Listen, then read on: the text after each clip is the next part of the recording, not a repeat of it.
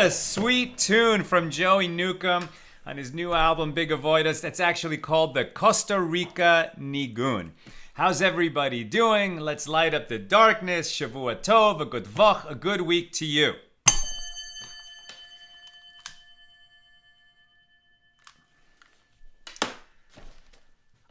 I will just confess at the outset, I'm a little distracted, a little verklempt. We had a beautiful Shabbos. We celebrated a bar mitzvah in our shul today. Then went over to another shul where we're celebrating an ofruf. There's an upcoming wedding, and they make a nice ceremony in the synagogue for my friend's son, who's the one getting married. So it was a beautiful Shabbos. Came out of Shabbos. There's a message from my brother. If you've been with us a long time, you've heard me talk about my mom, who I'm very close to, but who for the last 9 years has been living in a memory care facility. Her body's very strong, but it's been many years since I could actually communicate with her. At least we could hold hands and get a smile, etc. Even that's been a while. And last week, my father was already telling us that, it's getting close to the end, but it could be days, could be weeks, could be months, unclear. My brother traveled down on Friday. He lives closer to see for himself. They're in Florida. And he just left me a message that it could be days and maybe I should get on a plane. So I can't talk to him tonight. They're on East Coast time. They had a really difficult day. I'm not going to get on a plane tonight. I might be getting on a plane tomorrow. I just don't know what's happening. I'll get an update tomorrow morning, and then I'll let you know. But the way things seem to be going, we might have to take a few days off from this. But as soon as we know more, you will know more. But in the meantime, she's alive, and we pray for her healing. There's always hope, and also there's hope. I remember talking to a rabbi friend of mine that so often near the end of life, no matter how bad it's been, there can be a period of some kind of lucidity, and we pray for that. So please join me in making a prayer for my mom's healing, Babette Bas Sarah. Babette Bas Sarah. May she have a refuah, a healing from God. Please, God. Okay, who is with us? On a Saturday night. Sharon in New Jersey, Bill in Mid-Missouri, Melissa in Great Neck, Ruth in Kentucky, Randy in Florida, John in Maine, Ryan in Florida, Bella in Florida, Karen in Northern California, Bill, thank you for your message, Paula. I think this thing skipped on me. I think there were more comments and they're just not there now. Okay, Facebook is being funny. So if you made a comment and I'm not seeing it, I apologize. And over there on the YouTube side, Lynn in North Texas, Gigi in British Columbia, Marie in Long Island. Welcome, everybody. And thank you, Paula. Okay, so for now, we're here, we're learning, and let's focus on that. And we'll dedicate our learning tonight to my mom, right? To my mom. Okay, so we're opening the second volume in the Koren Talmud. And we're in chapter 6. Tonight's daf is Samech Vav, page 66, but we actually begin on 65b. And a little bit unusual, this chapter opens with a bunch of quick Mishnas and Gemaras. Right? Very often, the first Mishnah in a chapter gets a long commentary that we're on it for days. And then toward the end of a chapter, the editors of the Gemara start piling in Mishnas, as it were. But here, we're going to have 3 Mishnas tonight. So we begin on 65b at the bottom. We're in Tractate Kesubos. It's still the 15th volume of the Talmud. Here it'll be page 66, though we begin at the bottom of 65b. And this chapter 6 continues the rights and obligations of the spouses in the marital contract. And specifically, we're going to be talking a little bit about the right to earnings, which you've already touched on, but also the dowry, A dowry is not by Torah law. A father is not obligated to provide a dowry for his daughter under Torah law, but it became so common and so usual that it was a custom that acquired the force of law, as we shall see. Okay, near the bottom of 65b, chapter 6, Mishnah number 1. A lost object found by a wife and the wife's earnings belong to her husband. We've already seen this. The husband is obligated to provide for his wife, and in return, her earnings, and maybe not all of her earnings, maybe only her surplus earnings, we've already had debate about that, belong to her husband, but also that found objects, right? Just like if a child finds an object and it is ownerless and it cannot be returned to the owner, that's going to belong to the father in the household. And likewise for a wife, because he's obligated to sustain her, objects that she finds belong to the husband, but really what they're saying is belong to the household. So objects found by a wife and a wife's earnings belong to her husband. And with regard to her inheritance, the husband enjoys the profits of this property in her lifetime. If she is humiliated or injured, the perpetrator is liable to pay compensation for her humiliation and her degradation. And this payment belongs to her, not to her husband.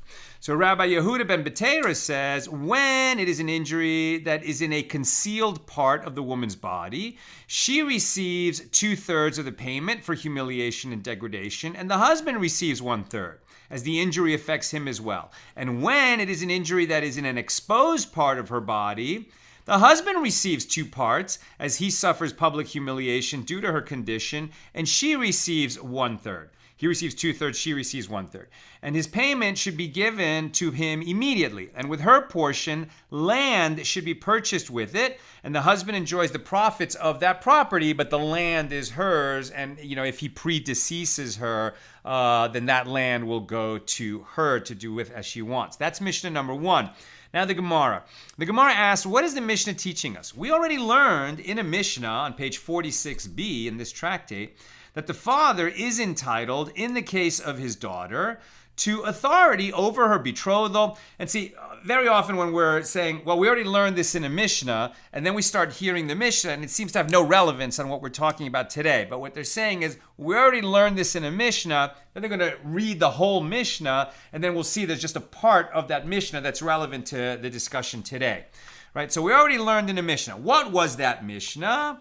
That the father is entitled in the case of his daughter to authority over her betrothal, whether it is effected with money, with a document, or through sexual intercourse. Furthermore, as long as the daughter is single, her father is entitled to any lost object that she finds, and to her earnings, and to effect nullification of her vows. Her father also receives her bill of divorce on her behalf, but he does not enjoy the profits of her property during her lifetime.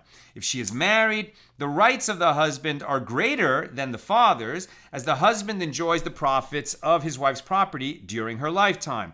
What then is the Mishnah teaching beyond that which was taught elsewhere? We've already seen that a husband is entitled to the found objects and earnings, etc. in that earlier Mishnah. So why is it being taught again in this Mishnah? And the Gemara answers, it was necessary for the Tana of this Mishnah to mention the laws concerning compensation for her humiliation and her degradation, as ownership of these payments is the subject of a dispute between Rabbi Yehuda ben Betera and the majority of the rabbis. A Tana teaches a Baraisa before Rava. A lost object found by a wife belongs to her. Rabbi Kiva says it belongs to her husband. Rava said to this Tana, this rabbi of the Mishnaic period, this Baraisa is puzzling. Now, if, with regard to the surplus of the wife's earnings beyond the minimum sum stipulated by the sages, which is categorized, and now we're on 66a, which is categorized as part of her earnings, and to which the husband has rights, Rabbi Kiva says the surplus belongs to her. Then, with regard to lost objects that she found, which are unrelated to her handiwork, do they not all the more so belong to her? And that is Rabbi Kiva's opinion with regard to surplus, as we learned in a Mishnah in Tractate Nedarim, page 85a, with regard to a woman who said to her husband, anything that I produce, right, my personal earnings, any work that she does, will be konam, i.e. forbidden like an offering to your mouth, right? It will be konam to your mouth. So he need not nullify the vow. We've seen this concept of konam before, that somebody can take a konam vow and he will say that this object is konam to me or is konam to you. If he is the owner of this object, then he can make a vow that it's like he consecrated that animal or that money or that produce to the temple. And once it's consecrated, nobody can make personal use of it. It has to go to the temple. It's been given to God. A konam vow is not that. That's consecrating something. Konam means you're going to render this object like as if you consecrated it. With regard to a person, either yourself or someone else, if you're the owner of it, you can say, I will never benefit from this object, or you will never benefit from this object, and then that vow is upheld. So if a wife says, my earnings are konam to my husband, Rabbi Akiva says, what she said, that vow is meaningless. We don't uphold that vow because her earnings are not hers to either consecrate or make a konam vow over them, because her earnings already belong to her husband in return for his obligation to sustain her. Right? As we learned in that Mishna, with regard to a woman who said to her husband, anything that I produce will be konam to your mouth, he need not nullify the vow. The vow never took effect at all, because a woman cannot prohibit her husband from items produced by actions that she is obligated to perform for him. Rabbi Akiva says he should nullify the vow. Does that indicate that her earnings do not belong to her husband? No, Rabbi Akiva says he should nullify the vow lest she produce surplus that is more than the amount that is fitting for him, and the vow will take effect on the surplus, which she is not obligated to provide to him. Thus, according to Rabbi Akiva, any surplus in her earnings, if she's the primary breadwinner, if she makes a lot more money than him, okay, a certain amount of her earnings belong to her husband in return for his obligation to sustain her, but the surplus beyond that is hers to do with what she wants. She could make it konam, she could consecrate it, whatever she wants, according to Rabbi Akiva. So the Gemara answers, so therefore we've learned, so according to Rabbi Akiva, any surplus belongs to her. So we might think that therefore any found objects would also belong to her. So the Gemara answers, rather reverse the opinions. Lost objects found by a wife belong to her husband. And Rabbi Akiva would say they belong to her. The Gemara says, but when Ravin came from the land of Israel, didn't he say that Rabbi Yochanan said, with regard to surplus that is not produced through extraordinary effort, everyone agrees that it is the husband's. Where they disagree is in a case of surplus that is produced through extraordinary effort. And the first Tana holds that the surplus belongs to her husband, and Rabbi Akiva holds that the surplus belongs to her. So apparently there's no need to reverse the opinions, as Rabbi Akiva acknowledges that there are instances in which surplus belongs to the husband. And the Gemara responds, Rav Papa said, a lost object found by a wife is comparable to surplus that is produced through extraordinary effort, as this is not a regular occurrence. Therefore, lost objects are subject to the dispute between Rabbi Akiva and the rabbis. And Rav Papa raises a dilemma in a case where she performed two tasks for him simultaneously. What is the law? Is the status of the earnings the same as surplus produced through exertion?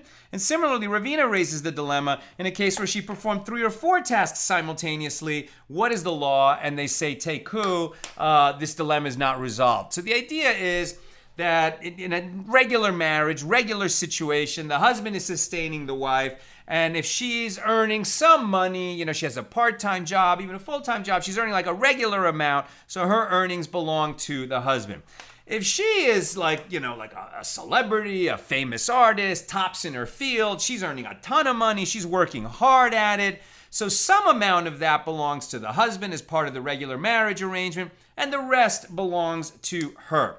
So How are we going to characterize found objects? Are they going to be like the sort of regular amount of money that she earns and that thus it belongs to the husband? Or is it going to be like what she earns through her extraordinary effort and therefore it belongs to her? If you say, because if it's like extraordinary effort and then it belongs to her, or I'm saying if you're going to say it just belongs to the husband because it's sort of part of her regular earnings when she finds something that is ownerless, well, what about, if she's in the art scroll, they gave several examples, like she's cooking with one hand and she's taking care of a baby with the other. And meanwhile, she's got, I don't know, she's got a painting that is drying and she's like literally performing tasks simultaneously.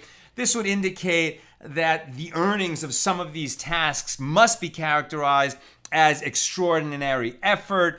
And therefore, what about found objects? To what are they compared? And they don't really resolve this dilemma. So we move on with them.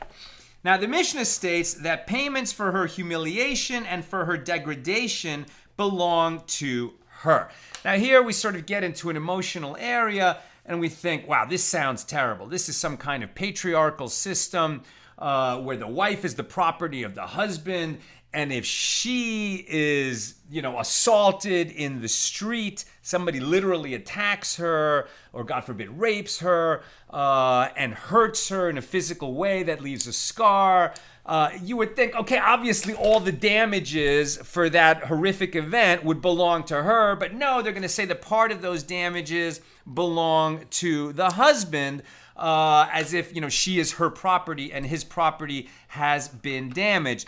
And that's one way to make this analysis. But that's not where the Talmud and this debate actually ends up. Listen closely. It's fascinating. What they're going to say is the reason that the husband is entitled to some of the damages when his wife is hurt is because a husband and a wife are one. Listen up. The Mishnah states that payments for humiliation and for her degradation belong to her, but that Rabbi Yehuda ben Betera holds that the husband receives a portion of the compensation. So Rava bar Rav Hanan strongly objects to this. If that is so, according to Rabbi Yehuda ben Betera, then if one humiliated another person's horse, is it then the law that also such an offender is required to give him payment for the humiliation? And the Gemara asks, and is a horse subject to humiliation? How is a horse who suffers no humiliation? A horse can suffer pain, but if a horse is slapped in the street, it's not embarrassed, right? It's not humiliated. It doesn't have that emotion that a human has for being insulted and aggravated in public. Not just the pain and suffering, medical bills, actual pain. They're talking about the emotional humiliation. Obviously, a horse doesn't have that, comparable to the way a person would. So rather, the question is, according to Rabbi Yehuda ben Betera, if one spat on another person's clothing, is the law that also such an offender be required to give him payment for humiliation? And if you would say that, indeed, he would be required to pay. But didn't we learn in a Mishna in Bava Kama, page 90a, if he spat at another person and the saliva reached him, or if he uncovered a woman's head, or he removed his garment from another, he is obligated, the offender is obligated to give him a payment of 400 dinars, huge amount of money, because of the extreme humiliation that he caused. And Rav Papa said they taught that he must pay 400 dinars only when the spittle reached his person. However, if the saliva only reached his garment, then the one who spat is exempt. He might be liable to replace the garment, but he's exempt from humiliation. Why then is one who humiliates a woman required to pay compensation to her husband? Now, the Gemara rejects this comparison. When a person spits on somebody else's garment, the one who is spit on does not suffer dishonor.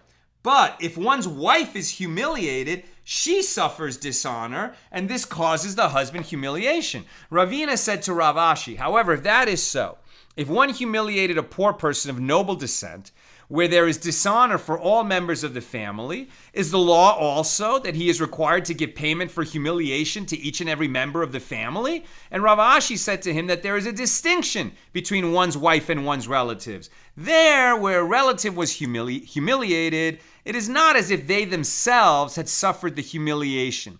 Here, since one's wife is considered his own self. It is as if he himself were humiliated, right? So it's actually a beautiful teaching.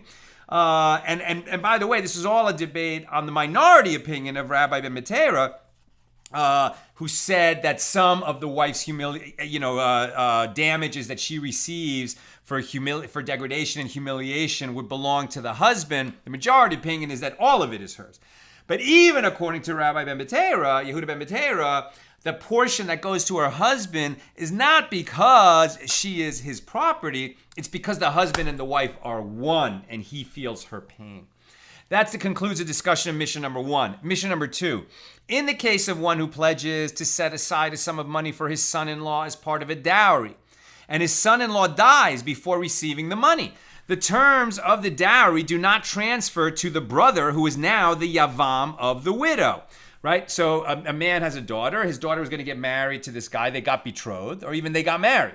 But he hasn't yet paid the dowry. But more likely it's a betrothal, right? His daughter is betrothed to a man, and he hasn't paid the father hasn't paid the dowry yet. And then the girl's betrothed husband, because it is husband and wife after betrothal, even though they haven't completed the marriage by standing under the chuppah and starting to live together. Even so, to get out of a betrothal would require a bill of divorce. And that is why if the husband in the betrothal dies, she now becomes a yavama if they haven't had a child, obviously.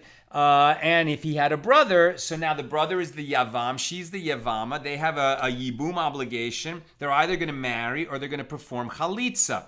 So in that situation, you might ask, well, the father had promised a dowry for her to marry this brother who now is dead. Does he still owe the dowry if she marries her yavam, the brother-in-law? And the Mishna is saying, no, the father might choose to give it, but he's not obligated. Why? The sages said the father-in-law can say to the yavam, to your brother I wanted to give this money, but to you I do not want to give it. The Mishnah addresses another matter. If the woman had pledged to bring in for him 1,000 dinars in cash as a dowry, he then pledges in the marriage contract that he will give her 1,500 dinars against them. That is, he writes in the marriage document that in the event of divorce or his death before hers, he will pay her that greater amount, right? So we've already said that when they make a ketubah, when they set up a marriage contract, the minimum that the husband has to promise her in case of their divorce or he dies first is 200 dinars if she's a virgin, or 100 dinars if she is not a virgin, presumably she's a widow or a divorcee.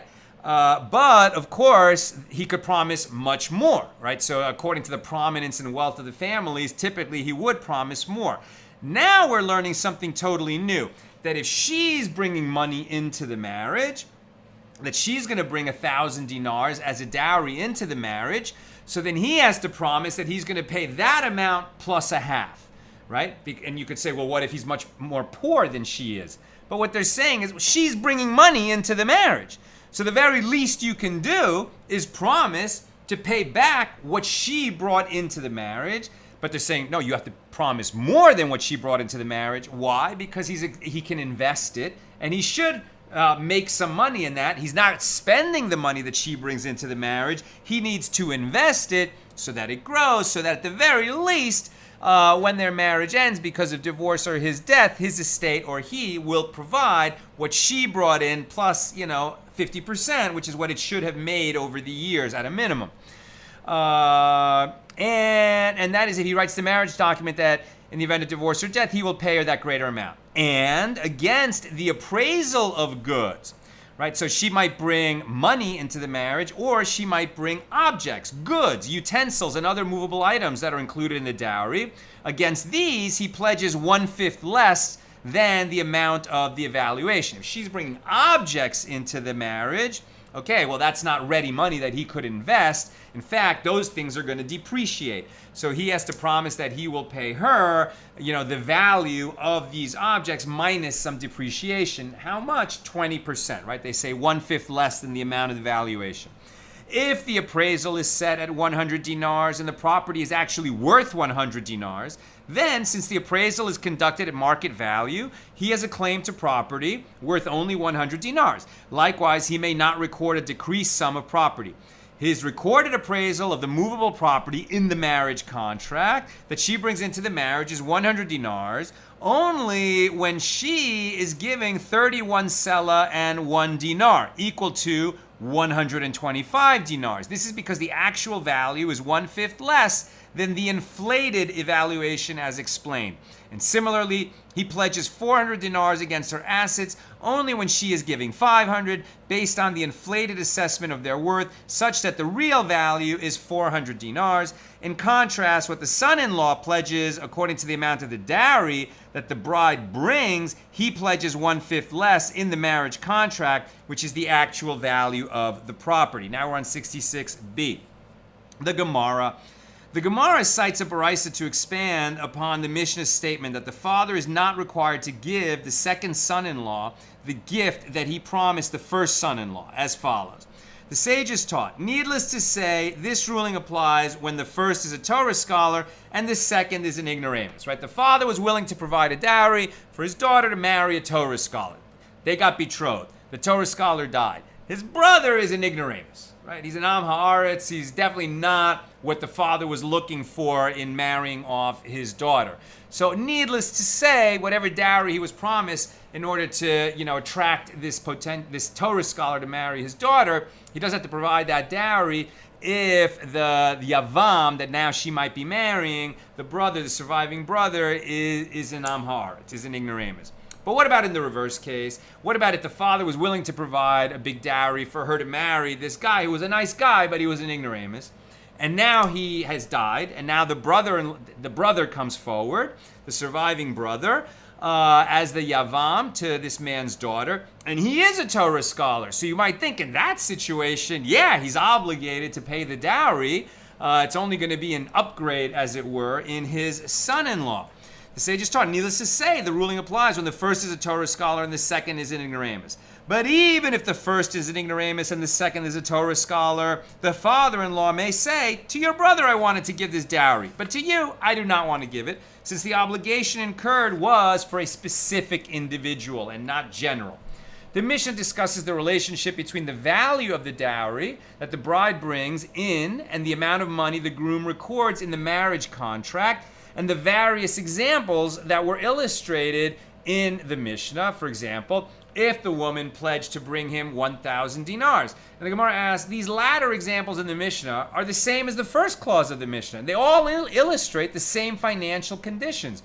Why was it not sufficient to mention only one case of the 1,000 dinars? And the Gemara explains, the Tana teaches about a large appraisal for her substantial property, and he also teaches about a small appraisal in a case where she has minimal property, to illustrate that there is no legal difference between them. And similarly, the Tana teaches that the husband's own appraisal of how to assess how much she must provide, and he also teaches about the wife's own initial appraisal that she did and the corresponding amount that he must write. So the basic idea, if she's bringing a cash dowry into the marriage, he has to put into the ketubah at least 150% of that amount as what he owes her. And if she's bringing movable objects and utensils, he adds that appraised value to the ketubah minus 20%, and they might make certain adjustments if they have reason to believe the appraisal is high or low.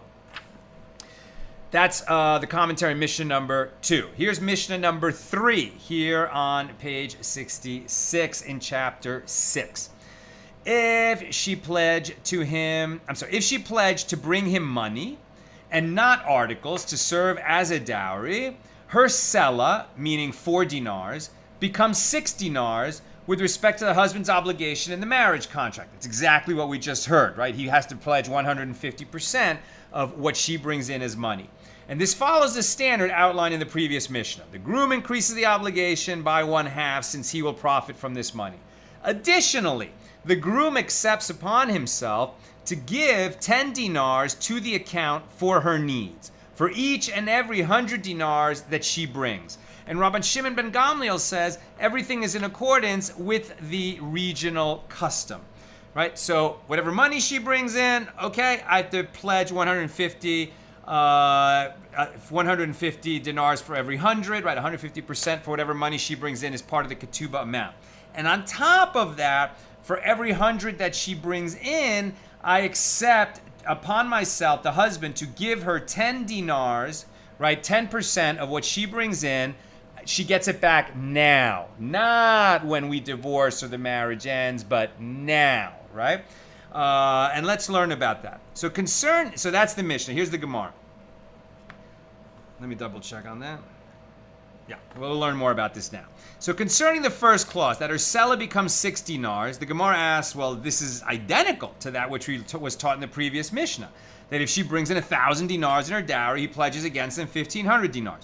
Why does the Mishnah cite another example to demonstrate the same principle? The Gemara responds, the Tana taught about large investment capital and taught about small investment capital. And it is necessary to relate both situations because if he taught only the case of large capital, which has abundant profit, you might think that only then does the husband add 1/2. However, for small capital, which has small profit, you could say that this is not the case. Therefore, it is necessary to also state the principle in this Mishnah.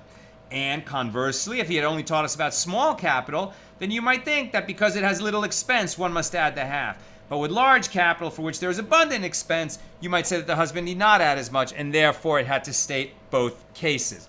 And they're just showing you, right, that rich people get richer, right, because they're able to realize much bigger returns on their money because opportunities open to them where you can't put in small amounts of money to get those big returns because no one's looking for small capital, right? But big capital can get bigger returns. However, whether he's talking about big capital or small capital, whatever money she brings in, the husband has to promise that plus 50% in the marriage settlement of the ketubah. Now, the Mishnah states that the son-in-law accepts upon himself to give 10 dinars to the account. What is this account? And Rav Ashi said it is an account for expenses of perfumes and cosmetics. And Rav Ashi said this statement was said only for women in Jerusalem, where the women are accustomed to using an abundance of perfume. According to the Mishnah, the husband must give 10 dinars for each and every 100 dinars that she brings. And Rav Ashi raises a dilemma. Does this speak of each 100 dinars that are appraised in her dowry, or of each 100 dinars that are accepted by the husband in the marriage contract, which is the appraisal that is reduced by 1/5? Now, if you say that the Mishnah speaks of each 100 dinars that is accepted, is the intent that he give her a one-time sum only on the first day or on each day?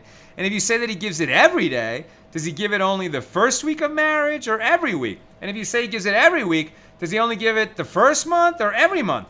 And if you say he gives it every month, does he only give it the first year or every year? And the Gemara does not determine how the calculation must be rendered and with what frequency the husband is required to provide for her cosmetics, and the dilemma shall stand unresolved. So very interesting. They're always so specific about what you have to do, but what it sounds like here is that she brings money as a dowry into the marriage, right? So he has to invest it, but 10% of it he has to give her now, or he has to match from his own funds 10% of what she brings in, and he has to give it to her now. Okay, but does he give it to her once, or does he give it on a regular basis? And if on a regular basis, are you talking about yearly, monthly, weekly, daily? Not specified. What's the answer going to be in real life? The custom of the region is how they're going to settle it, and they're going to negotiate, and they're going to agree on it. But the Gemara is really telling us you have to consider that she has to be given money, for her own needs, and sort of in proportion to how much wealth she brings into the marriage. And that will sort of assure that she can continue to live in the manner that she's accustomed to living from her father's house. New subject. Rav Yehuda said that Rav said there was an incident. All right, now let's talk about the real world. There was an incident involving the daughter of Nakdimon ben Guryon. This, and we also already saw Salva Kavua ben Salva, or Salva ben Kavua, Rabbi Akiva's father-in-law, was another very rich man. This was the second man in this triumvirate of like the richest men in Israel at the end of the Second Temple period. This woman, her father was a billionaire, right? In today's terms, think of him as a billionaire. So there was an incident involving the daughter of Nakdimon ben Guryon. When the sages designated for her 400 gold coins for her account of perfumes from her late husband's estate for use on that same day. All right, so now we are almost questioning in terms of this 10% for her expenses. Is this during the marriage while the husband is married to her? Or is it after he's dead, or in the case of divorce, that's when she gets it and the estate has to provide it? That's a little unclear, but it makes sense that if he had to provide it while he was alive, his estate is also going to have to provide it. So now this is a case where the daughter of Nakdimon ben Guryon got married and then her husband died. And so then she came before the court to settle with the heirs of her husband to receive what she's entitled to, because obviously this woman brought tremendous wealth into the marriage, and his heirs, whether they're her sons or the sons by another wife, are not providing necessarily what she asked for just by giving it to her, so she had to go to court to get it, right? And so the sages who are judging this case designated for her 400 gold coins, not silver, gold, right? So this is already a huge amount of money. 400 gold coins for her account of perfumes from her late husband's estate. So that means this 400 gold coins is 10% of what she brought into the marriage as a dowry. And they designated it for her use on that same day. And so she blessed them and said to them, and this is how you should also pledge for your own daughters. And they answered after her, Amen. Now we saw earlier that a woman who lost her husband said to the sages, when they provided for her, not this cosmetics account, but another aspect of what the husband's obligations after he died, and she said, and so should be provided for your daughters. And they did not say Amen, because that woman had lost 3 husbands, right? Or at least 2 husbands at that time. I can't remember, but I think she had already lost 3 husbands.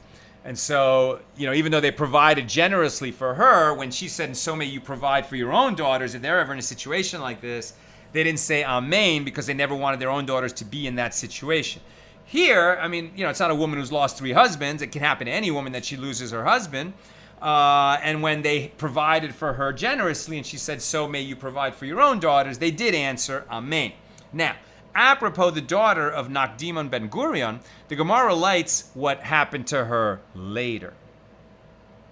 The sages taught, there was an incident involving Rabban Yochanan ben Zakkai, when he was riding on a donkey and leaving Jerusalem, and his students were walking after him to learn from him. And he saw a certain young woman who was gathering barley from among the dung of the animals of the Arabs. And she was so poor that she subsisted on the undigested barley within the dung of these animals owned by non-Jews. And when she saw him, she wrapped herself in her hair, as she had nothing else with which to cover herself, and she stood before him. And she said to him, my teacher, sustain me. He did not recognize her, so he said to her, my daughter, who are you? And she said to him, I am the daughter of Nakdimon ben Guryon. He said to her, my daughter, the money of your father's household, where did it go? How did you become so poor? She said to him, and listen closely. She said to him, my teacher, is it not that they say such a proverb in Jerusalem? Salt for money is lacking. Meaning, there is nothing with which to preserve money and prevent it from being lost.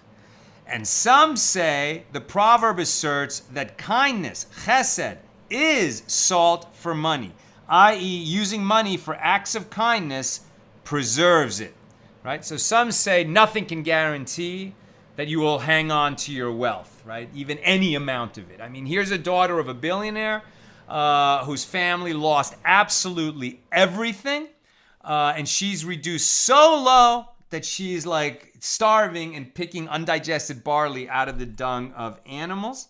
And others say that the salt for wealth is kindness. Meaning, if you want to hang on to your wealth, make sure that you give away a substantial amount to charity, right?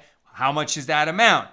10% is the minimum of the income, right? So whatever your wealth is, whenever the wealth first came into your family, 10% needed to go out. And if it's creating income, right, like investment income, then that income, you have to tithe it 10% to charity. And that acts like salt for wealth. And we learn elsewhere that if you're very rich, then you should increase that amount from 10% to 20%. But interestingly, not more than 20%, because you might lose your wealth, and you shouldn't give so much of it away that you won't have what to sustain yourself with later. So you should give between 10 and 20% according to your abilities, not less and not more. We've learned elsewhere. I think we also learned elsewhere that if a person's fabulously wealthy and they want to give away half their wealth, they certainly should do that, because they'll still be fabulously wealthy. But the point is that the salt, the preservative of wealth, is charity, right? Is kindness, is loving kindness, doing for others. And some say that kindness is the salt for money.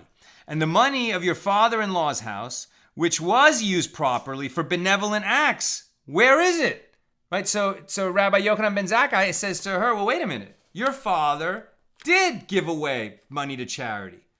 Why was it all lost?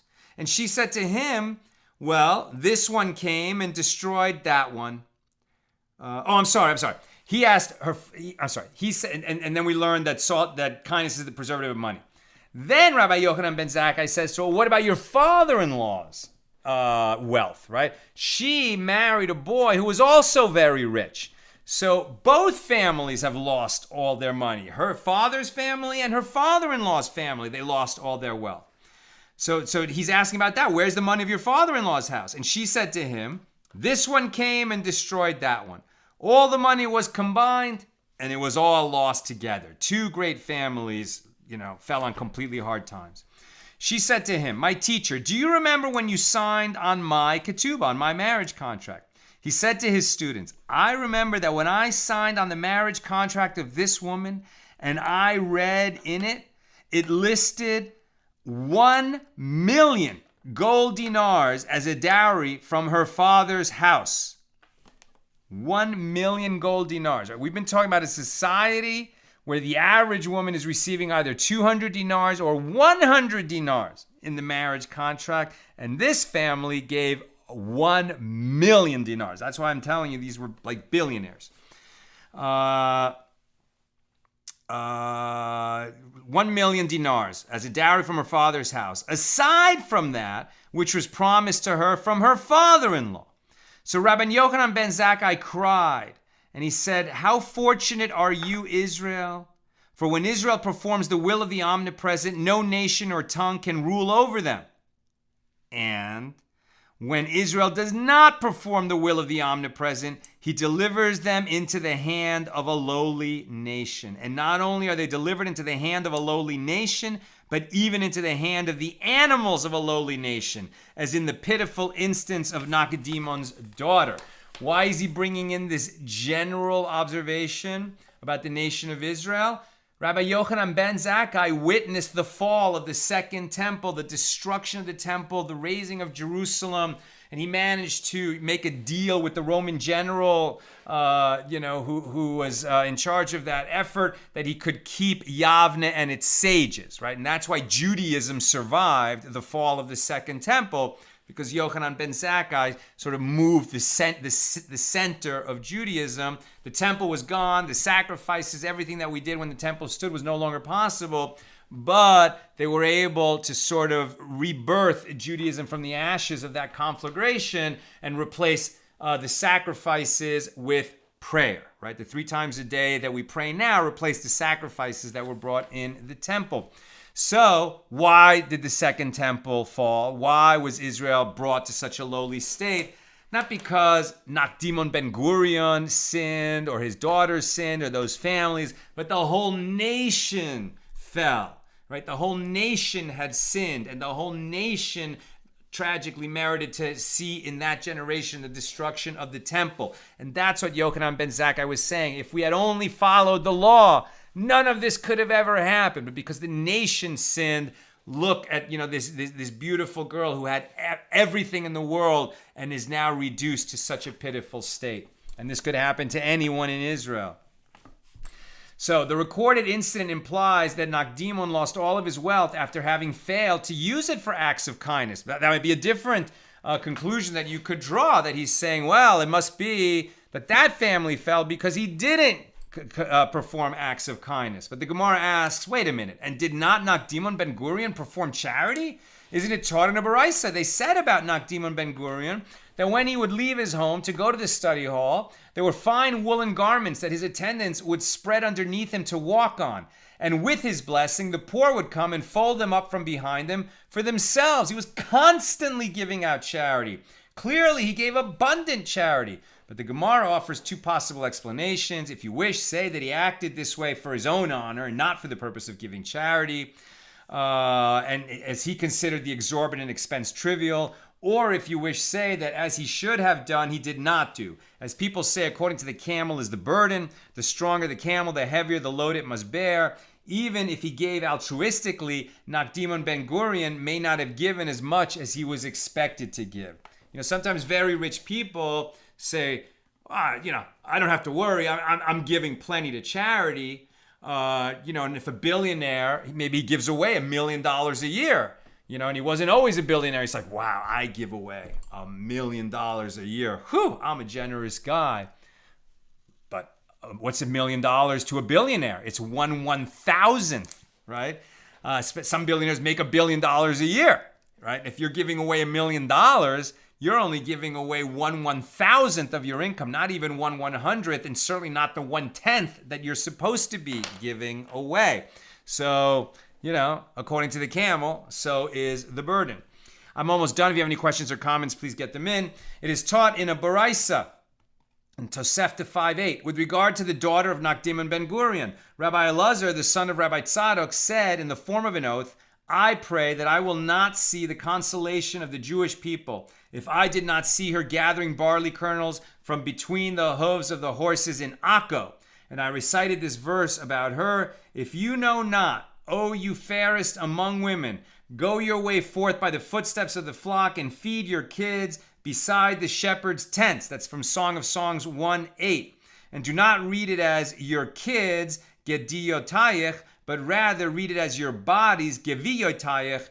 This woman is compelled to follow the sheep to the pastures in order to sustain her own body from the leftovers of their food. And it was like the sages of that period were recording for us, just how low the once great nation had fallen, and they would attribute it 100% to our sins as a nation, that we did not merit to keep the temple in our midst, did not merit to keep the presence of God in our midst, did not merit to remain sovereign over the land of Israel. It was because as a nation, so often we had strayed, followed the gods of others, etc. And God finally just became, enraged, disgusted, fed up, and threw us out.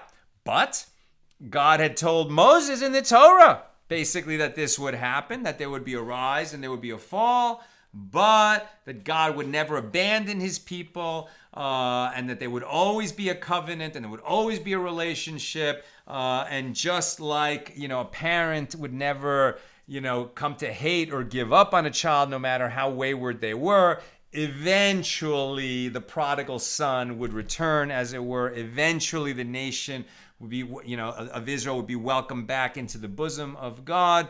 And that is what we call the Messianic age. May we see it in our days, like now, or maybe tomorrow at the latest, is what we're always praying for. And we're always waiting for that. It should happen as soon as possible. And we say Amen. All right, let's see if we got questions or comments on page 66. Sharon, how can a lost object found by a wife be said to belong to the wife? Don't we have to go through extraordinary measures to find an owner before we can claim ownership? Very good. In the Art Scroll, they said that finding a lost object is not usually something that happens because, you're walking on the street and there it is, but rather that people are looking for it, right? Like you're searching for buried treasure. That's what ends up being a lost object, and it is the result of extraordinary efforts. Sharon's making a very good point. If you find the lost object, right now, even if you find it in the street, you didn't through no work or effort of your own, now your effort begins to locate the actual owner. And it's only once you go through the extraordinary effort of trying to find the owner, and it's impossible, that you can then say, okay, now it's going to be mine. It's because it's ownerless. The actual owner must have despaired of finding it. We weren't able to find him or her. And so having gone through that extraordinary effort, it should be like, the surplus earnings through extraordinary effort, and therefore it should belong to her. Or according to the opinion that even extraordinary surplus belongs to the husband, it would belong to the husband. But it's like, you could say that any found object is the result of extraordinary effort. Good point.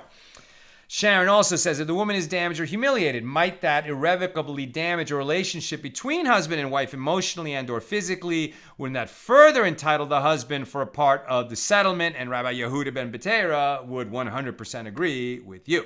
And finally, Bill, in the context of kindness is the salt of wealth, I wonder if it isn't helpful to remind ourselves that wealth is not merely money. A man who has a great harvest from his fields has great wealth. If he shares generously to his community and then years later has a year that has a very poor harvest, his neighbors will surely remember and support him in his time of distress. And another way of saying it then is the best place to store an excess of food is in your neighbor's belly. Bravo, well put. It's exactly right. As I was reading that, I was reminded of It's a Wonderful Life, right? And Jimmy Stewart, was so kind and invested, so much in his neighbors, as it were, that when the bank, was going to collapse because of the error of one of the employees and everything was going to be lost, they all showed up for him to save his business, right? And also the same idea that what can you take with you when you leave this world? Certainly none of the wealth that you've accumulated, but every dollar that you've given away to charity, yes, you can take that with you into the next world. Okay, my friends, that's what I've got for us tonight. I hope to be with you tomorrow at 6 p.m. the regular time for Sunday. But as I mentioned before, my mother may be near the end. I don't know when. We've been told days, weeks, months. We're not sure. But my brother left a message for me earlier. I can't confirm until tomorrow that I might be on a plane very soon. To go be with my family for that. And if that's the case, we'll certainly put the notice on the page, on the Facebook page, and send out an email as well. And there it is. All right, my friends, if you'd like to say a prayer for my mom, her Hebrew name is Babet Bas Sarah. Even at this very, very late stage, she's been in a memory care facility for 9 years and her health is steadily declining, and now it's just very, very bad.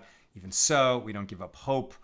She could have a healing. May she have a healing, even a complete healing. May she have a period of lucidity.